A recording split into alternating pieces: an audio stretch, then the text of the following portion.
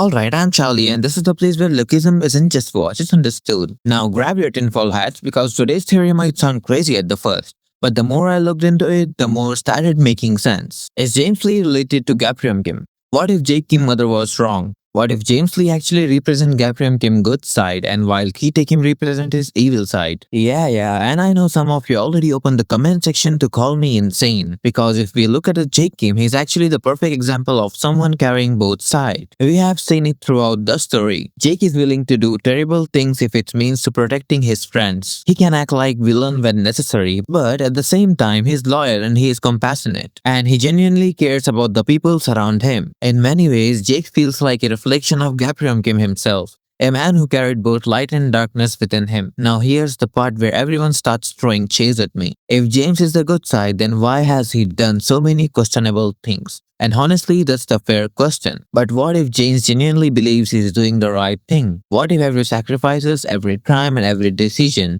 was made because he thinks it necessary to stop something even worse? That doesn't make him innocent, not even close. But it could mean his goals are very different from what we currently believe. And if that's true, then James Lee might not be the final villain at all. He might just be a man willing to become villain to achieve his objective, just like Yoo Jae-yeon. Now let's talk about second body theory, because this is where things become really interesting. What if there's a hidden rule behind second body system? What if the second body can only be created through blood relatives? I'm not saying Gapryong Kim was James Lee's second body, but what if second bodies are connected through bloodlines? What if they are based on your father, your mother, or another close relatives?